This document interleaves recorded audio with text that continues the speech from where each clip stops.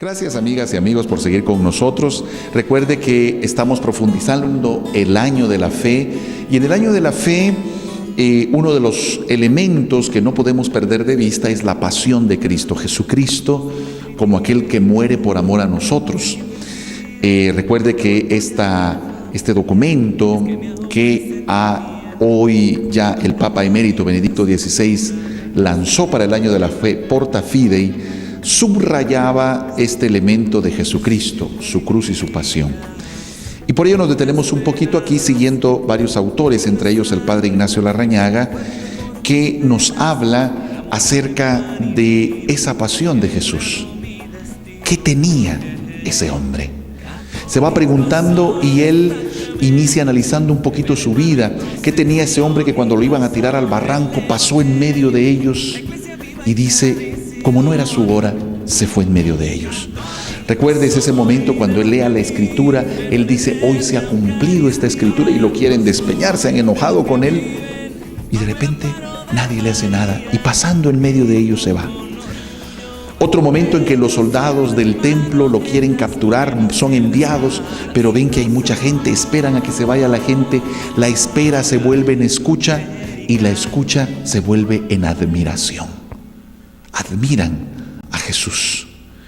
Y entonces esa admiración hace que no lo detengan, se regresan con sus autoridades y les dicen sus jefes, ¿y por qué no lo trajeron? Les mandamos que lo capturaran. Y ellos dicen, nadie ha hablado como ese hombre. ¿Qué tenía ese hombre? Que cuando ya está cercana la hora de su pasión, se va al huerto de Getsemaní, está allí orando, y en ese momento, dice el padre Larrañaga, él ahoga en vivo su voluntad, porque dice, no se haga mi voluntad, sino la tuya. No lo que yo quiero, sino lo que tú quieres. Si es posible que pase este cáliz, pero no mi voluntad, sino la tuya. Nosotros también en el caminar de la vida, cuántas veces queremos no solo que se haga, sino imponer nuestra voluntad. Aprender siempre de Cristo, como dice el nombre del libro del padre Ignacio Larrañaga, el pobre de Nazaret, a ser pobres y a decir, no lo que yo quiero, sino lo que tú quieres. No lo que a mí me gusta, sino lo que a ti te gusta. Esa pobreza, esa capacidad de renuncia a mi voluntad para hacer la tuya. ¿Qué tenía ese hombre que lo capturan, lo azotan, es azotado? La sábana santa que está allá en Italia, el manto de Turín, nos indica que los azotes que muestra la espalda son mucho más de los que normalmente se daban. Ahí encontramos un verdugo que golpeaba a Jesucristo. El padre Ignacio Larrañaga recuerda el texto de Isaías, como oveja llevado al matadero, él no se quejó. Jesús nos enseña al silencio, a la madurez en el momento del sufrimiento, no a quejarnos desesperados, ni mucho menos renegar, ni reclamarle a Dios, sino con serenidad, con paz, en silencio.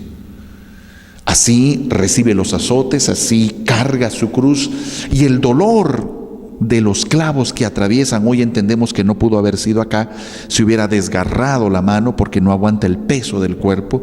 Lo más seguro es acá, para que esta cadena de huesos de la muñeca sostenga el cuerpo, y entonces allí colocaron al maestro. Pero un clavo aquí era un dolor que los crucificados gritaban, insultaban o se desmayaban del mismo dolor. Ese dolor también lo atraviesa Jesucristo. Ese dolor de esa posición de los crucificados que generaba la asfixia, porque los pulmones presionados no se pueden inflar, tiene que apoyarse otra vez en el mismo clavo para tratar de poder tomar un poco de aire. Es una de las muertes más terribles que ha conocido la humanidad, porque es una agonía a gotas hasta llegar a un punto de dolor que se llama paroxismo, y ese dolor Jesús lo afrontó por ti y por mí. Tanto amó Dios al mundo que dio a su Hijo único, Juan 3:16. Así que el amor de Dios quiso atravesar también el túnel del dolor, por amor a cada uno de nosotros. Así que eso es esa pasión. Jesús murió por ti, derramó su sangre por ti. Tú vales esa sangre de Cristo. Allí en esa cruz, la pregunta nuevamente del Padre Larrañaga: ¿qué tenía ese hombre? ¿Qué tenía ese hombre que las personas que estaban alrededor, en lugar de decir qué bueno, ya murió, lo eliminamos, todo lo que quiso estar en contra de nosotros, en lugar de decir eso, decían: bájate, demuéstranos que eres el Mesías, y si te bajas te vamos a creer? Otra tentación. ¿Qué tenía ese hombre que uno de los ladrones, decimos el ladrón bueno, pero igual era ladrón, el ladrón que estaba al lado de él dice: cuando llegues a tu reino, acuérdate de mí? Porque estaba muriendo con una serenidad, con una majestad, con una paz, como todo un Dios, como todo un rey. Y por eso este ladrón diría: cuando llegues a tu reino, acuérdate de mí. ¿Qué tenía ese hombre que esa muerte fue tan particular que usted y yo solo nos la podemos imaginar?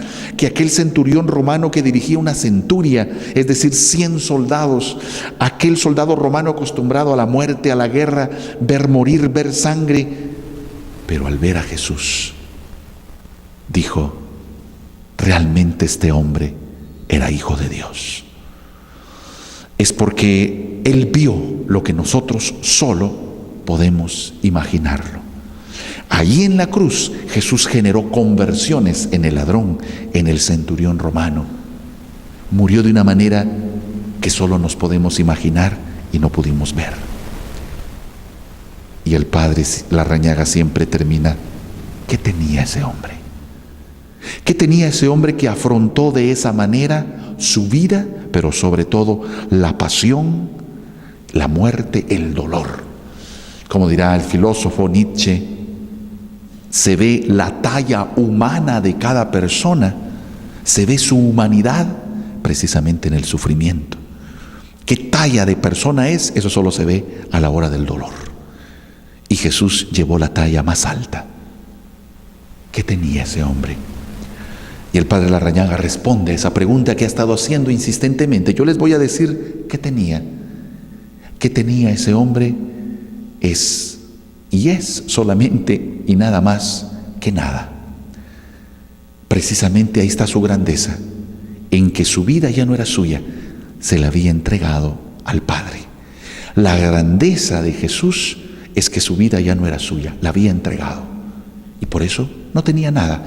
Y el que no tiene nada, no tiene nada que perder. ¿Qué vida me van a quitar si yo ya la entregué? ¿Qué me pueden arrebatar si ya todo se lo entregué a Dios Padre? Esa capacidad, mis queridos amigos que nos siguen, de que entender que todo lo que tenemos y todo lo que somos es de Cristo. Yo lo cuido, yo lo administro, pero si alguna vez tiene que irse, es de Él, no es mío. ¿Cuánto podría ahorrarse el dolor una madre, un padre de familia, cuando muere un hijo, que humanamente es normal, nos duele, es un dolor terrible, pero si entendiéramos que este hijo, esta hija, no son míos, son de Dios. ¿Cuánta gente se queja por una enfermedad que tiene años de tener? Una enfermedad que le ha cambiado la vida, que le ha trastornado, y reclama: Dios, ¿cuándo me vas a quitar esta enfermedad?